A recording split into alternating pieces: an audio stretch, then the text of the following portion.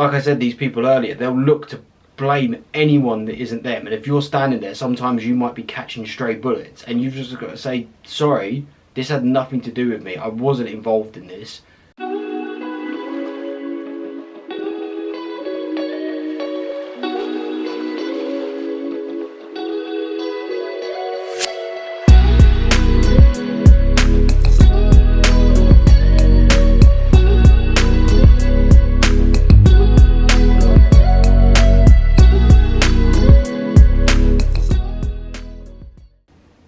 Hello boys, how are we? If you're new here, I'm a psychology student trained to be a therapist, so on this channel we talk about positivity, mindset, well-being, mental health and all things like that. So if that sounds of interest, stick around. Success has many fathers, but failure is an orphan. That's a quote that's been going around since before biblical times. It's one of the oldest quotes going. But much like some of the great Stoic quotes, it's something that's still very, very true today, and that's what I wanted to talk about in this video. It's basically a very old-fashioned way of saying no one takes responsibility when things go wrong. Anyone who's had a job has met these people that will take credit for anything that goes right, whether they had anything to do with it or not, some way, somehow. Even in just in friendship groups, stories, someone's like, oh, like I did this and it went well. It's like, yeah, I remember when I told you like to do this, and then it, like anything they can, they will put themselves at the centre of whatever's going right. They're very, very loud when things are going well. And there's a saying, or more like a chant in football, and they say you only sing when you're winning.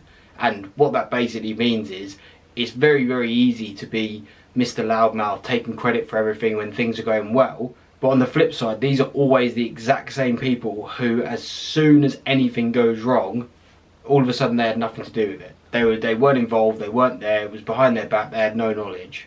These are literally the worst people to work with. They're the worst people to be friends with. They're just some of the worst human beings that exist. Because even though you may think, well, they're not being horrible, they're not being vindictive, that is so frustrating and so socially uncalibrated and so difficult to be around all the time that you'd actually be surprised how much of your energy it drains. This is especially so if you've got a leader or a boss or a manager or something like that who's like this, where when things are going well, it's his team, and then when things are going badly, it's, oh, well, you know, I can't tell them what to do all the time, and yeah, you know, and it's excuses, and that's actually probably the main word I'd use. People can spot these guys from a mile away, and you know the guy that I'm talking about because you've probably worked with him, and if you haven't worked with him, it's you. That's a side note. But they always come to every meeting not prepared with things that they've done, but with excuses for why things haven't been done. Nothing is ever their fault. The reason I thought it was important to make this video is because I think it's a huge thing that's creeping into our society these days, especially amongst young people, is that people are scared to put their hand up and own up to doing something wrong, because they're so used to whenever someone makes the tiniest mistake, everyone just piles in on them, and they're worried, oh, I'm going to get sacked, I'm going to get cancelled, is everyone going to hate me, am I going to lose all my friends and everything like that. And as a young person, especially if you're growing up with role models who are like this as well, it can be difficult because you don't want to be the one who apparently makes mistakes. And I always think about in these films, people like Harvey Specter in Suits and stuff like that, where they all have a 100% record and they never lose, and they never... That's not how life is. No human being is like that. Even the best... Think of the best professional athletes in the world. Roger Federer and Lionel Messi and Pep Guardiola and people like that. They lose. No one has a 100% record. They may win far more often than they lose, but everyone loses. Everyone fails. No one grows without failure. So if you refuse to take responsibility and refuse to take ownership of that failure, one, not only that really is when no one likes you, two, you don't learn from it, so you don't grow. So you're just going to make that mistake over and over again. There's so much power and so much respect that comes from the person who goes, yep, I absolutely messed up. That was completely on me. I got it wrong, I thought this and I did that, and that was the wrong thing to do. Wasn't intentional, what can I do better next time? That is so much better than, well, you didn't tell me to do this, and blaming anyone else. Because you learn nothing and everyone just thinks you're a knob. Now, on the flip side to that, I want to do two important counterpoints.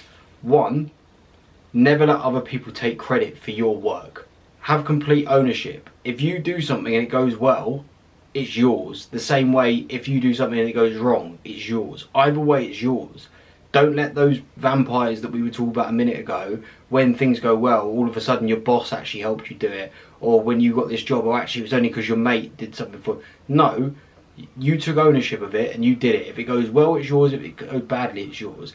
Again, one more point onto that. Don't let people dump things on you that weren't your fault. Like I said, these people earlier, they'll look to blame anyone that isn't them. And if you're standing there, sometimes you might be catching stray bullets, and you've just got to say, sorry, this had nothing to do with me. I wasn't involved in this. It's not me not taking responsibility. You can look back at whatever it is, the project at work, whatever it was that went wrong, you can go, look, I had no involvement in this. I had no autonomy here. I was making no decisions. This person made all the decisions, and they may have done this bit right and this bit wrong, but it was nothing to do with me. And that's really important, because that is a problem. Shy people, no matter how brilliant they are, sometimes get the blame dumped on them and the credit taken away from them. And you've got to be able to hold your ground and take ownership for something you've done. The one upside and counterpoint, I'd come back with this, and the one sort of good thing that these people, these vampires, don't realise, there's two things, I guess. One, they always get found out in the end. People can bullshit their way to a certain level, and they will. If you're a young man now, you'll have different jobs, and you'll look at people and go, how the hell have you got to where you are? Because they haven't been found out yet, but they will be, because it does always happen. People like that always come crashing down, because as soon as they have to explain something, they have no idea what they're talking about, because they've never actually learned anything. And two, the main thing that these people don't realise is everyone can see them from a mile away. Everyone, whether they know it or not, everyone is sat there cringing in their meetings when they're making all these ridiculous excuses about why they didn't get this done, or why they were late, or why they do whatever it is. Everyone can see them coming, and no one has any respect for them. My advice to you would be, own up to your mistakes. Things that are genuinely your mistake, take ownership of them and say, I made this mistake, this is what I was thinking when I made it, tell me why it was wrong and I'll do better next time. And on the flip side of that, take credit for your achievements. Don't let other people take things away from you that you've worked from, because it can be very easy to sit there and go, oh, don't worry, I'm sure the boss will have actually known that I've done it. No, sometimes they won't, because they've got too much on their plate, and this guy steps forward and says, oh, it was me, and it wasn't him. You've got to step forward and go, no, it was me actually, and I'll explain to you how I did it, and he won't be able to because he didn't do it. Not easy, but it's something you've got to do, and you'll feel better inside once you do it. Thank you for making it all the way to the end. I do appreciate you guys who stick around. If you did find any value in it, please do consider liking and subscribing. I'll drop 2 of these every week. Comment any thoughts you have below. My socials are in the description as well if you want to drop me a message or whatever, ask a question. And I will see you in the next one. Until then, take care, lads.